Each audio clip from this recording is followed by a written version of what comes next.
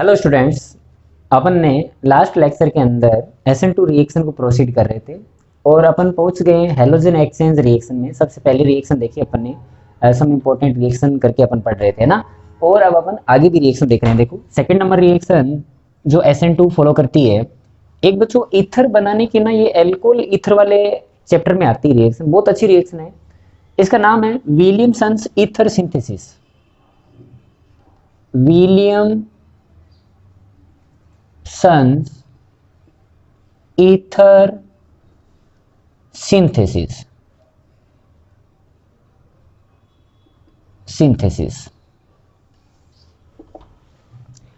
Ether बनाने की जो रिएक्शन है ना, ईथर देखो वैसे तो बहुत तरीके से बनाया जा सकता है, लेकिन इसके थ्रू ईथर जो बनता है ना, वो बहुत ही सिस्टमेटिक बनता है। इसलिए इसका नाम भी है विलियमसन्स ईथर सिंथेसिस। सिंथेसिस का मतलब होता है बनाना। फंडा क्या है, इसमें कोई बड़ा काम नहीं है, तो मुझे खुद बताना। जैसे मान लो एल्कोहल है, ये ऑक्सीजन का लोन पेयर है। मैं ये चाहता हूं कि अभी ये वीक न्यूक्लियोफाइल की तरह काम कर रहा है। अगर ये इसको न्यूक्लियोफाइल काम कराया जाए तो वीक ही। स्ट्रॉन्ग बनाना चाहते हो, ये H हटा दो। तो बोले H हटाने का क्या तरीका रहेगा। आप अगर कोई भी मेटल के साथ रिएक्शन कराते हो कभी भी, तो हाइड्रोजन गैस एओल करेगा ना। वो मेटल का फंडा पता है ना, मेटल क्या करता है, वो एक इलेक्ट्रॉन देगा, वो Na+ में चला जाएगा, है ना। वो इधर से H निकाल लेगा। अगर कोई एसिडिक H होता है, उसमें जैसे अपन मेटल डालते हैं तो हाइड्रोजन गैस निकलती है। जीओसी में देखा था ना, अपन कर रहे थे ना उस टाइप के। तो जैसे ही आपने किया तो ये RO- Na+ इस टाइप का बन गया, साथ में H2 निकल गई। लेकिन अपन को उससे मतलब नहीं है। इनडायरेक्टली Na+ तो कोई काम का नहीं है। ये जो RO- है, ये एक स्ट्रॉन्ग न्यूक्लियोफाइल बन गया। पहले क्या था, एल्कोहल एक वीक न्यूक्लियोफाइल था। मैं ये चाहता हूं इसे स्ट्रॉन्ग बनाऊं, तो सीधी सी बात है H हटा दो, नेगेटिव बना दो। तो H हटाए कैसे, मेटल डाल दिया। जैसे मेटल डाला, ये RO- अपने आप में एक स्ट्रॉन्ग न्यूक्लियोफाइल मिल गया। और स्ट्रॉन्ग न्यूक्लियोफाइल मिल गया तो अब SN2 करने के लिए तैयार है। ओके, अगर ये SN2 करने के लिए तैयार है, मैंने बोला कि लेट सपोज RX लिया और इस RX की अप टू 2 डिग्री तक लिया, where X not equal to F। तो ये क्या कर सकता है भाई, स्ट्रॉन्ग न्यूक्लियोफाइल इस पे अटैक करेगा, माइनस आएगा, अटैक बाहर। तो जैसे ही बाहर हो तो क्या मिलेगा आपको, मिलेगा बच्चों ROR। Is it clear. This one is known as ether. इसे अपन क्या बोलेंगे, ईथर बोलेंगे। तो ईथर बोलेंगे, तो इसे बोलेंगे विलियमसन्स ईथर प्रोसेस। ऐसा काम करना है। जैसे मान लो कुछ मैं आपको एग्जांपल दूं तो आप लोग मुझे बताना, है ना। एथेनॉल है मान लो। एथेनॉल की रिएक्शन सोडियम मेटल के साथ कराएगी, क्या मिलेगा बोलो पहले, CH3 CH2O- Na+। उसके बाद में मान लो मैंने इसकी रिएक्शन कराई मिथाइल क्लोराइड के साथ, क्या मिलेगा, अटैक बाहर। तो CH3 CH2O CH3। अब बच्चों इनके साइड प्रोडक्ट के बारे में मत करना बातें कभी। ऑर्गेनिक में जैसे बोले सर साथ वाले कहाँ से ले गए, Cl कहाँ चला गया, वो NaCl वगैरह निकल गया। अपन सिर्फ मेन प्रोडक्ट के बारे में डिस्कशन करेंगे, इथर मिला या नहीं मिला। ओके, जैसे देखो मान लो बच्चों एक एल्कोहल है ऐसा, यहाँ पे CH3 है, यहाँ पे Et है, यहाँ पे H है। Is it clear. आपने मान लो सोडियम मेटल लिया, बोलो क्या होगा, H हट जाएगा, वहाँ पे कौन आ जाएगा, सोडियम आ गया, आयोनिक बना दिया उसे O- और Na+ टाइप से। उसके बाद में यहाँ पे CH3Cl लिया, बोलो क्या होना चाहिए, नेगेटिव आएगा, अटैक बाहर। यहाँ पे क्या मिलेगा, O CH3 Et CH3H। ऐसा। एक बात और बचूं, ये जो अपन बातें करते हैं ना इन्वर्जन हो जाएगा, तो इन्वर्जन कब होगा, जब न्यूक्लियोफाइल आ रहा है, वो अटैक कर रहा है। जिसके ऊपर आप अटैक कर रहे हो वो कायरल होना चाहिए, उसका इन्वर्जन हो जाएगा, कॉन्फ़िगरेशन उल्टा हो जाएगा। कल को मान लो मैं खुद कायरल हूँ, जिस पे अटैक कर रहा हूँ उसमें कोई कायरलिटी नहीं है, तो मेरा थोड़ी उल्टा हो जाएगा। मैं मान लो अटैक करने जा रहा हूँ तो मैं थोड़ी उल्टा हो जाऊंगा। Is it clear. मेरे पे अगर किसी ने अटैक किया है तो जस्ट इन्वर्जन प्रोडक्ट आपको मिलेगा। जैसे देखो मान लो ये R या S जो भी है, जब हाइड्रोजन ओल हुई तो वैसा का वैसा ही रहा। लेट सपोज R या S जो भी था वैसा का वैसा। अब जब इसने इस पे अटैक किया तो ऐसा थोड़ी करोगे इसको सर इस साइड जोड़ दो, ये खुद अटैक कर रहा है। इस कायरल कार्बन पे कोई फर्क पड़ेगा? इस कायरल कार्बन पे कुछ भी हुआ, कोई भी हरकत हुई? बोले कुछ नहीं हुआ, तो ये इधर जुड़ गया ऐसे। जैसे देखो ना, मान लो ऐसा करता तो कि CH3Cl लिखा रहता, सॉरी OH लिखा रहता, मान लो यहां पे सोडियम मेटल लिखा रहता, यहां पे माइनस लिखा रहता, Na+ लिखा रहता। ओके, यहां पे मैंने बोला Cl लिखा है, इधर H लिखा हुआ है, इधर CH3 लिखा हुआ है, और इधर मान लो बच्चों 80 लिखा हुआ है, ऐसे कुछ करके। बराबर है? कितने डिग्री का एल्काइल हैलाइड है ये 2 डिग्री का एल्काइल हैलाइड है। SN2 अटैक करा लेगा। स्ट्रॉन्ग न्यूक्लियोफाइल की रिक्वायरमेंट है, स्ट्रॉन्ग न्यूक्लियोफाइल ये रहा, आया, अटैक, बाहर। अब बोलेंगे, अब इन्वर्जन की बात करेंगे अपन कि ये कोई कायरल, ये तो हो चाहे नहीं हो, मुझे इससे मतलब नहीं है, लेकिन जिसके ऊपर अटैक हो रहा है वो कार्बन कायरल है। कल को ये आके जुड़ता है तो कायरलिटी मेंटेन होगी, अपन बोलेंगे इन्वर्जन प्रोडक्ट मिलेगा। जिस साइड Cl लिखा हुआ उसके अपोजिट साइड अपन OCH3 को अटैच करेंगे। OCH3, इधर कौन आ जाएगा बच्चों? CH3, इधर कौन आ जाएगा? H, इधर कौन आ जाएगा? Et। ओके, ये इन्वर्जन प्रोडक्ट मिल गया। बोलो ठीक है ना?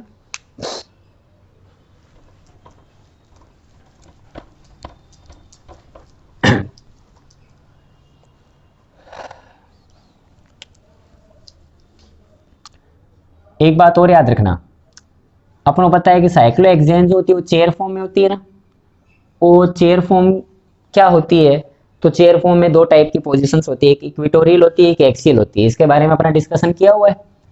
ओके, इसमें इन्वर्जन का मतलब क्या होगा? इक्वेटोरियल का अगर आप एक्सियल बना देते हो ना, तो आप ऐसा मानते हैं कि इन्वर्जन हो गया है, ठीक है ना। और इक्वेटोरियल का एक्सियल या एक्सियल का उल्टा सीधा करना ही इन्वर्जन कहलाता है। जैसे देखो ना, मान लो सोडियम मेटल के साथ आपने रिएक्शन कराई, तो अभी इसका नहीं होगा इन्वर्जन। अभी बताओ ये कौन सी पोजीशन पे, इक्वेटोरियल पे या एक्सियल पे? तो आप बोलेंगे इक्वेटोरियल पे। एक्सियल का मतलब क्या होता है?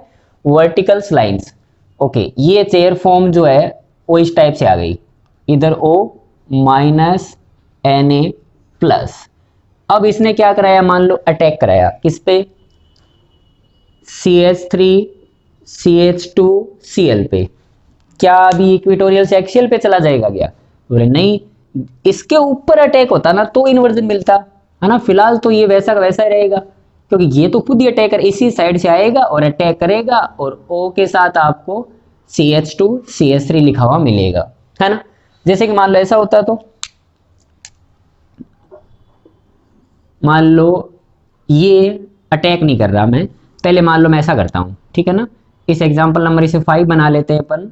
CH3 CH2OH एथेनॉल होता, सोडियम के साथ इसकी रिएक्शन कराता, उसके बाद में आपको CH3 CH2O माइनस Na+ जैसा कंपाउंड मिलता। उसके बाद में मैं आपको अटैक करने का मौका देता, मान लो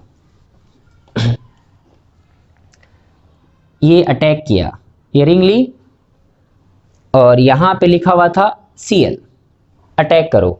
तो अब आप क्या बोलते कि जैसे ही O माइनस आगे अटैक करता, तो इसके ऊपर इस बार अटैक हो रहा है, अटैक हो रहा है तो डेफिनेटली Cl हटेगा बट वो आने वाला जो ग्रुप है वो कहाँ जोड़ोगे? ये अभी फिलहाल कहाँ लगा हुआ है? इक्वेटोरियल पे, तो आने वाला ग्रुप उल्टा जुड़ेगा, एक्सियल पे। बोलेंगे इन्वर्जन हो जाएगा। SN2 अटैक हुआ है सर, SN2 अटैक हो गया, यहाँ पे आगे जुड़ जाएगा O CH2 CH3। Is it clear और नॉट? ओके बच्चों, एक बात बताना, ये एक दूसरे के क्या है, किस टाइप का रिलेशन रखेंगे? ये इक्वेटोरियल पे, ये एक्सियल पे। तो बोलेंगे क्या फर्क पड़ता है सर, दोनों मॉलिक्यूल तो एक ही है ना। तो ये बोलेंगे आइडेंटिकल है, कोई फर्क नहीं पड़ता, एक ही बात है। क्लियर हुई नहीं हुई?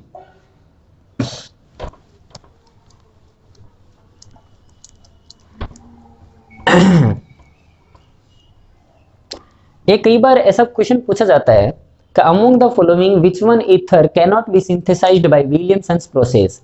ऐसा कौन सा ईथर है जो विलियमसन से नहीं बनाया जा सकता? तो आपका सीधा सीधा फंडा होना चाहिए कि विलियमसन्स ने SN2 पे काम किया था। जो SN2 रिएक्शन नहीं कर सकता ना, तो विलियमसन्स के थ्रू ईथर नहीं बन सकता। उसके लिए आपको और कोई मेथड फॉलो करने पड़ेंगे। जैसे बच्चों, मान लो मैं यहाँ पे कुछ ईथर लेता हूँ, ठीक है ना। आपको मुझे ये बताना है कि आप इसमें क्या लेना चाहोगे भी। अपने पास ईथर बनाने के लिए दो चीजें होनी चाहिए, एक एल्काइल हैलाइड होना चाहिए और एक अटैक करने वाला होना चाहिए। तो बेटर क्या रहेगा? तो आप उस ईथर को बनाना है, मान लो लेट सपोज, तो आप इसमें RX किसको लेना चाहोगे, और आप अटैक करने वाला जिसे अपन RO माइनस Na+ टाइप बोल रहे हैं वो किसको लेना चाहोगी, है ना। ये आपको बताना है मुझे। मैं यहाँ पे ईथर लिखता जाऊंगा और आप लोग मुझे सजेस्ट करना कि सर इसमें ये लेंगे ना तो अटैक बढ़िया होगा और आपको ईथर अच्छा मिलेगा। जैसे देखो, मान लो मैंने बोला नंबर 1 CH3OCH2CH3, लेट सपोज आपको ये ईथर बनाना है। अब मेरा कंसेप्ट बच्चों सीधी सी बात ये है कि ये विलियमसन्स रिएक्शन SN2 पे डिपेंडेंट है पूरी, तो आप कितना बड़ा अटैक कर रहा है उससे बिहाफ में डिपेंड मत करना। आप ये बोलना जिसके ऊपर अटैक हो रहा है वो छोटे से छोटा होना चाहिए, सीधा सा कंसेप्ट है। क्लियर है मेरी बात। अब आपके पास दो मौके बच्चों कि मैं, एक तो ये हो सकता था कि CH3CH2Cl और इधर मैं बना देता CH3O-Na+। एक तो ये हो सकता था। तो ये इस पे जब अटैक करता और ऐसे इसको बाहर कर देता तो ये इथर मिल जाता, ये वाला सेम। एक पॉसिबिलिटी बच्चों ये थी कि इसको मैं एल्काइल हैलाइड बनाता और इसको मैं 2 कार्बन का इथोक्साइड, सोडियम इथोक्साइड बना देता। एक पॉसिबिलिटी ये थी, अटैक करता बाहर कर देता तो भी ईथर तो ये मिलता। अब मेरा क्वेश्चन ये है कि मैं क्या लूं दोनों में से, ये वाला कॉम्बिनेशन लूं या फिर ये वाला कॉम्बिनेशन लूं। तो आपका कंसेप्ट क्या होना चाहिए, अटैक करने वाला चाहे कितना ही बड़ा हो चलेगा, कि वो तो नेगेटिव लेके आ रहा है अटैक कर भी देगा, लेकिन जिसके ऊपर अटैक कर रहे हो वो SN2 रिएक्शन, और SN2 रिएक्शन प्योरली हिंड्रेंस पर डिपेंड करती है। हिंड्रेंस बच्चों कम से कम होनी चाहिए, वो अपन फेवरेबल चीजें मानेंगे। अपन ये बोलेंगे कि ये रहेगा तो सर बेटर रहेगा, आपको बेटर इल्ड मिलेगी, ज्यादा से ज्यादा आपको वो ईथर मिलेगा। इज इट क्लियर और नॉट। तो बताओ ऊपर वाला कॉम्बिनेशन सही है, नीचे वाला, तो नीचे वाला सही है ना। ये आपका कॉम्बिनेशन सही नहीं है। हालांकि सही नहीं है मतलब इनडायरेक्टली ऐसा मत, मैं ऐसा नहीं बोल रहा हूँ इससे मिलेगा नहीं, है ना। मैं आपसे ये कहना चाहता हूँ कि इससे मिलेगा, बिल्कुल मिलेगा, लेकिन अगर आप ये लोगे तो इसमें आपको जल्दी मिलेगा। मेरी बात सुन पा रहे हो। चलो बोलो, ऐसे आपको बताना है, कर पाओगे ना ऐसे।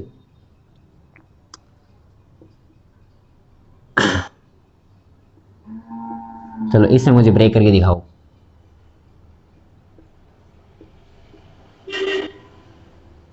बोलो।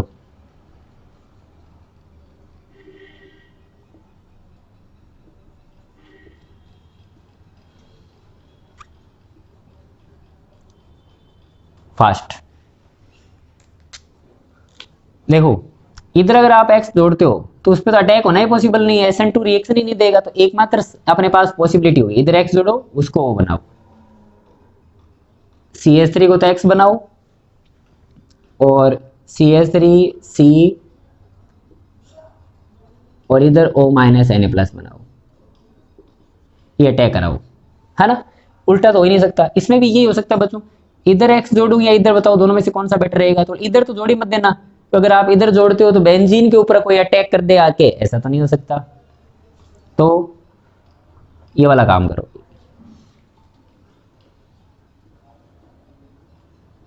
ये वाला काम कर लो, बेटर रहेगा, है ना। चलो इसमें बोलो, एक्स इधर जोड़ दिया तो डबल बॉन्डेड पे एक्स के ऊपर अटैक नहीं होता, है ना। तो ये वाला बना लो।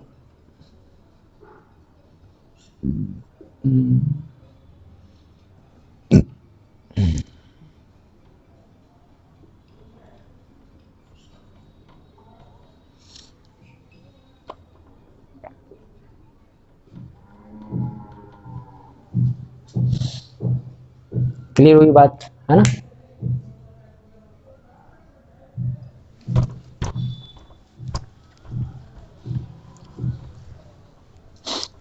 एक क्वेश्चन वो भी लिखो, ऐसे लिखो, which of the following cannot be prepared, which of the following ether cannot be prepared by Williamson's synthesis process। एक क्वेश्चन लिखना, अपने आप लिखो, चलो ट्राई करो। which of the following ether cannot be synthesized by Williamson's process। Williamson's process, आपको ये बताना है कि यहाँ पे मैं जो ईथर लिखूंगा कौन सा ईथर ऐसा है जो विलियमसन्स के थ्रू नहीं बनाया जा सकता, है ना। जैसे पहला ईथर ए, PHOPH, बेंजीन की रिंग दोनों side, PHOCH3, oxygen pH, CH2 double bond oxygen, CH double bond CH2।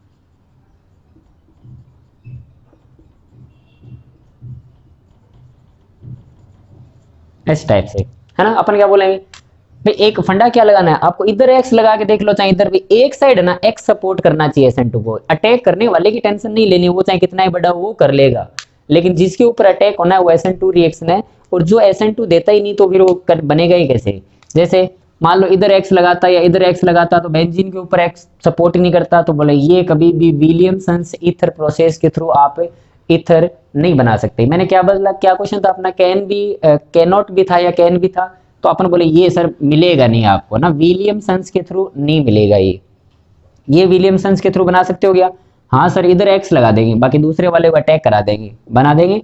इसमें ना तो इधर एक्स लगा सकता ना इधर, डबल बॉन्डेड के ऊपर एक्स के ऊपर अटैक नहीं होता। विनाइलिक हैलाइड कभी भी अटैक नहीं करने देता, एराइलिक हैलाइड कभी भी अपने ऊपर अटैक नहीं करने देता। नो SN1 नो SN2 डब्बा बना के अपना लिखा हुआ है, नहीं करने देगा। एक्स एक्स अटैक नहीं करने देगा, 3 डिग्री अटैक नहीं करने देगा SN2, है ना। ये वाला इधर एक्स सपोर्ट, लेकिन इधर एक्स सपोर्ट कर लेगा, वो अटैक इस पे कर लेगा तो बोले ये कर देगा। तो इसमें आपके पास इतने हैं जो बन सकते हैं, B और F बनाए जा सकते हैं, बाकी आप विलियमसन्स के थ्रू ईथर प्रिपेयर नहीं कर सकते बच्चों। क्लियर हुई ये बात, चलो।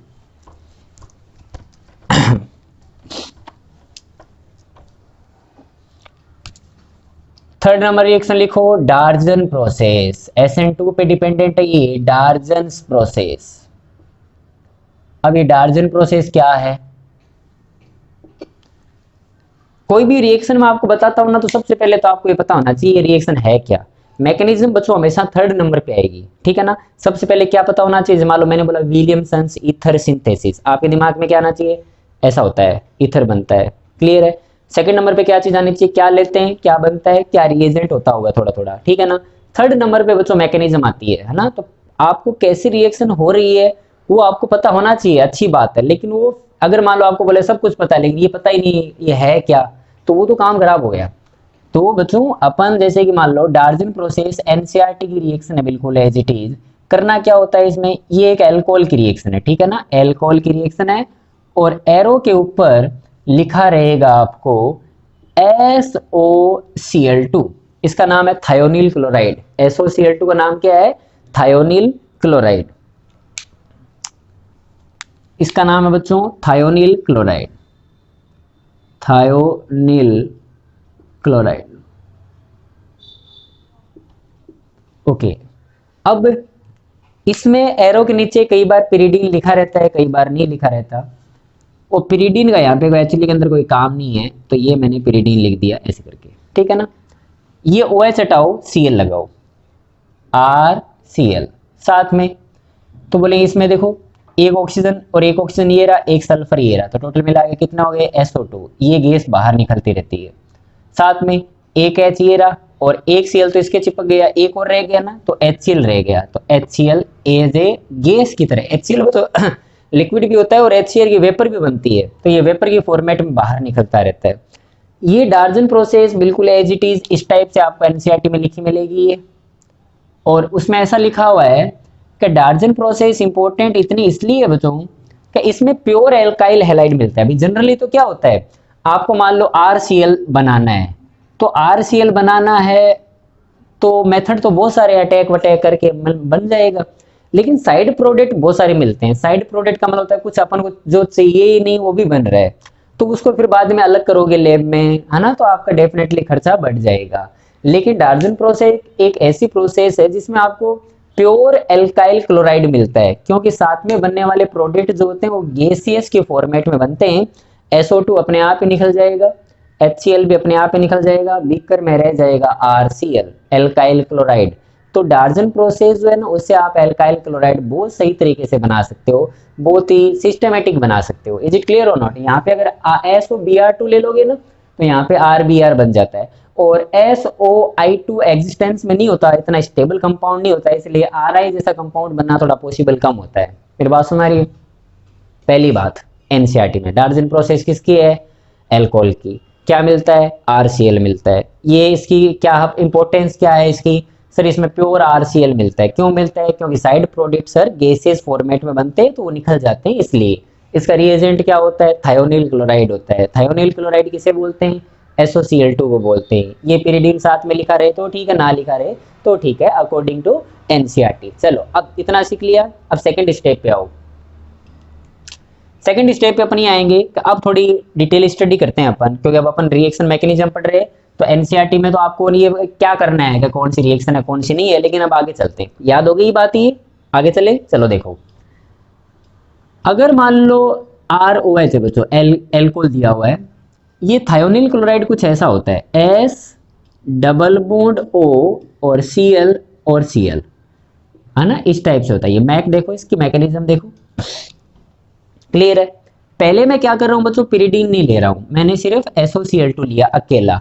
होता क्या है इसमें? होता है कि ये एक इलेक्ट्रोफाइल की तरह ट्रीट करेगा ना, S डबल बॉन्ड हो, क्योंकि यहाँ पे वैकेंट ऑर्बिटल है ना, इस पे लोन पेयर भी है। अटैक, ये माइनस बना।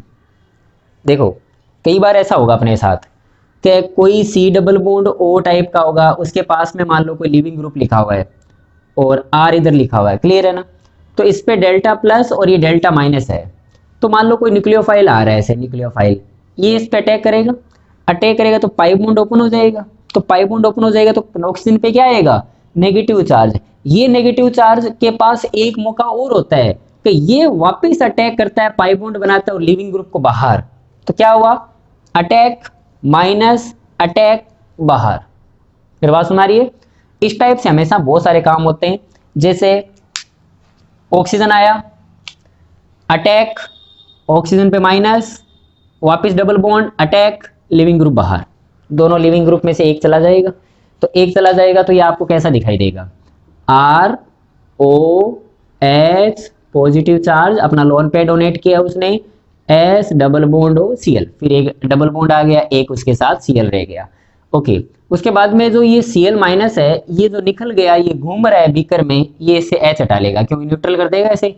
ROS double bond O Cl, इतना काम होता है बच्चों सबसे पहले, है ना? थोड़ा सा आपको मैं बता दूं, इस SOCl2 में ना थोड़ा हीट भी चलता रहता है, थोड़ा अपन गर्म भी करते हैं, लेकिन इसमें लिखते नहीं है अपन, है ना? बाकी थोड़ा बहुत हीटिंग चलती रहती है। क्या मेरी बात सुनाई? इसलिए मैं थोड़ा सा यहाँ पे लिख दूंगा, थोड़ा सा गर्म कर दो, थोड़ा सा। कई बार ना लिखा रहे तो टेंशन मत लेना, है ना? ओके, गर्म करने का फायदा बच्चों ये होता है कि अब अपने पास एक HCl है, तो HCl है तो कोई अच्छा न्यूक्लियोफाइल नहीं है, नेगेटिव चार्ज तैयार नहीं है अपने पास, तो अटैक की पॉसिबिलिटी खत्म सी हो गई। तो ये क्या करते हैं, ये इसको आप ऐसे सोचो कि जब अपन गर्म करते हैं ना, तो कोई बाहर से तो काम नहीं होता, लेकिन इंटरनल काम चलते रहते हैं। जैसे R रहा, यहाँ पे ऑक्सीजन रहा, ये S रहा, ये डबल बॉन्ड O रहा, ये Cl रहा। इसको मैं ऐसे लिख सकता हूँ, वो एक ही बात है। ओके, R ऑक्सीजन में इलेक्ट्रोनेगेटिव ज्यादा कौन? ऑक्सीजन। तो इलेक्ट्रॉन ज्यादा किसकी तरफ खींचे रहेंगे? ऑक्सीजन पे। तो इस पे क्या आएगा? Delta minus. इस पे क्या आएगा? Delta plus. Cl पे क्या होता है बच्चों? Lone pair. लोन पेयर का मतलब ये क्या है? न्यूक्लियोफाइल। न्यूक्लियोफाइल है तो किस पे अटैक करेगा? पॉजिटिव सेंटर पे। तो R पॉजिटिव है, तो ये क्या करता है बच्चों? इस पे अटैक करता है ऐसे। ये इसके ऊपर क्या करना स्टार्ट किया? अटैक। तो ऐसा अटैक करेगा तो ये बॉन्ड किधर शिफ्ट हो जाएगा? टूटेगा। तो ये बॉन्ड इधर जाना स्टार्ट करता है, और इस टाइप की उसमें एक ट्रांजिशन स्टेट बनती है। This one is known as TS, 4 member की साइक्लिक ट्रांजिशन स्टेट, 4MCTS मिली। और जब इसमें ये मिल गई तो आपको क्या मिला बताओ? ये RCl मिला इधर, जब इसके साथ जुड़ गया फाइनली, धीरे धीरे इसके साथ बॉन्ड बन रहा था, है ना? तो ये इसके साथ बॉन्ड बन गया। क्या मैं इसकी TS फाइनली और अच्छे से बनाऊं, है ना? ये इसकी 4 मेंबर की TS है, तो देखो क्या हो रहा होगा, Cl धीरे धीरे इसके साथ बॉन्ड बना रहा था और ये इधर आ रहा था। तो ये कैसा दिखेगा आपको? ये कुछ बच्चों ऐसा दिखेगा कि R धीरे धीरे बॉन्ड टूट रहा था। पहले से एक बॉन्ड तो था ही, धीरे धीरे बॉन्ड बन रहा था, S डबल बॉन्ड O। ये इसके साथ धीरे धीरे बॉन्ड कनेक्ट हो रहा था और ये धीरे धीरे बॉन्ड टूट रहा था, ऐसे करके चल रहा था काम। ये है टीएस। ये इसके साथ ये बच्चों क्या होता है, ये मैंने आपको बताया था ना कि धीरे धीरे वाले ये मामले क्या होते हैं, इनको बोलते हैं टीएस, धीरे धीरे बॉन्ड का टूटना, धीरे धीरे बॉन्ड का बनना। ये धीरे धीरे बॉन्ड बनने वाला था, इसके साथ धीरे धीरे बॉन्ड बन गया। ये क्या हुआ होगा, ये इधर आया होगा बॉन्ड है ना, तो ये ऐसे ऐसे इतना इतना बन गया होगा ऐसे।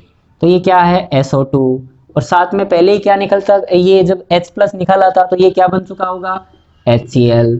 तो आपको क्या क्या प्रोडक्ट मिले, RCl, SO2 और HCl जो कि मिले थे। ये कैसे मिले अपने डिस्कस किया। क्या मैंने पिरिडीन का यूज लिया, मैंने पिरिडीन का यूज नहीं लिया बच्चों, है ना। तो बोले पिरिडीन की क्यों लिखा रहता है, क्या करना है इसका।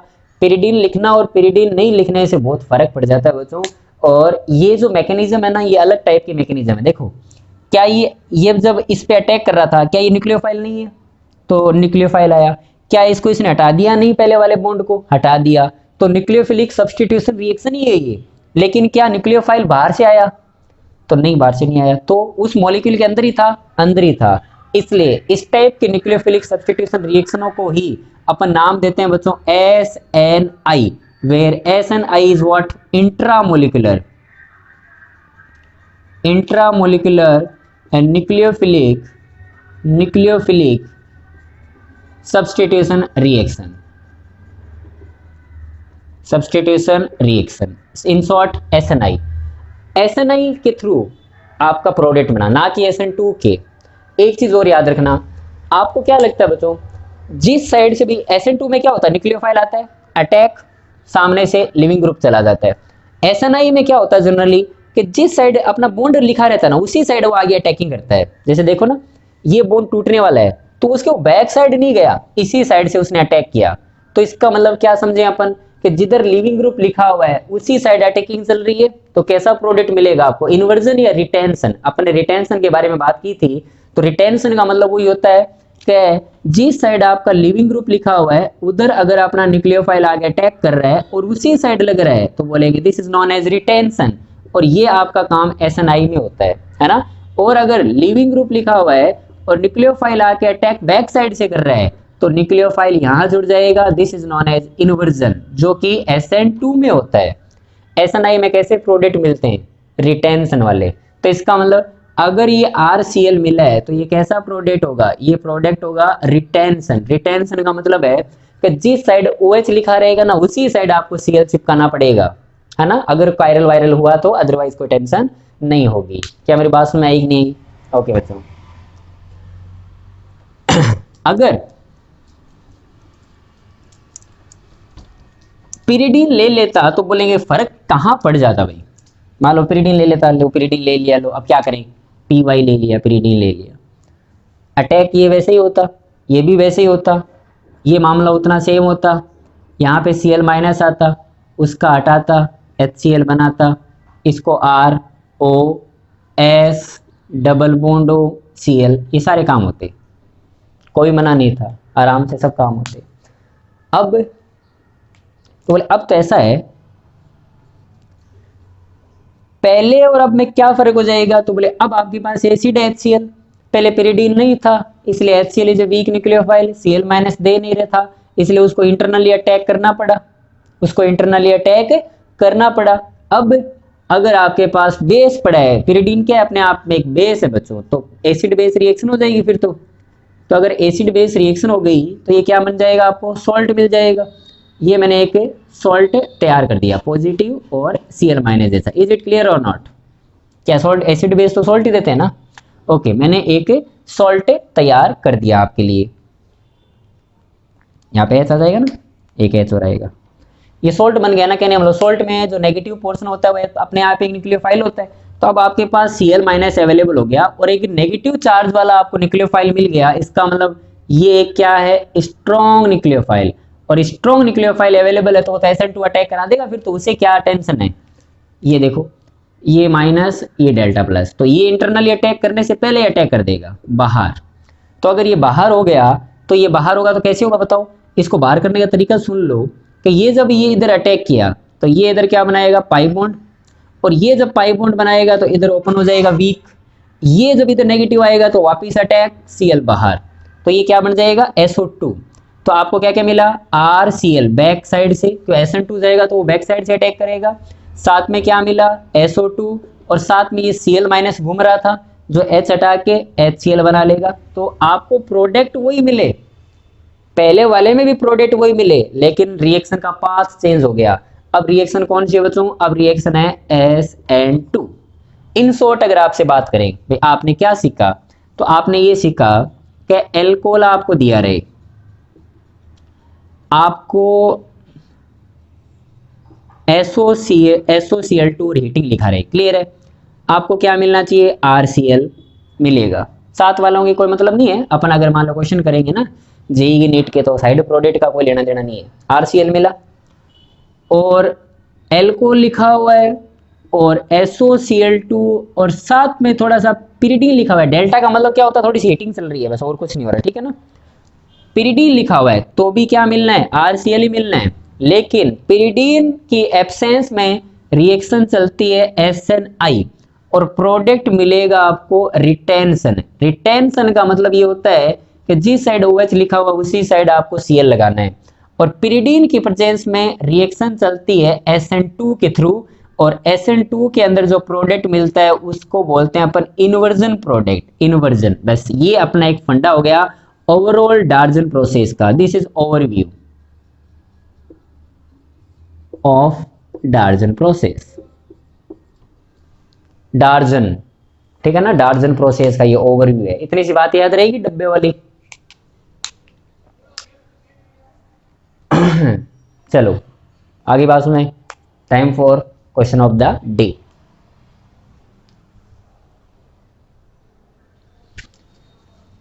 और तो ये क्वेश्चन है, मैकेनिज्म लिखना।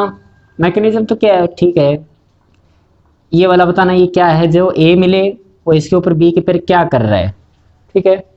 बी से सी आपको मिलेंगे दो, जब उसमें पानी डालेंगे हाइड्रोलिसिस करेंगे, तो ये सी और डी क्या है, आपका ये आंसर है, ठीक है ना। सी और डी बता देना मुझे, वो आपका आंसर माना जाएगा। Is it clear? ओके बच्चों, बाय, थैंक यू।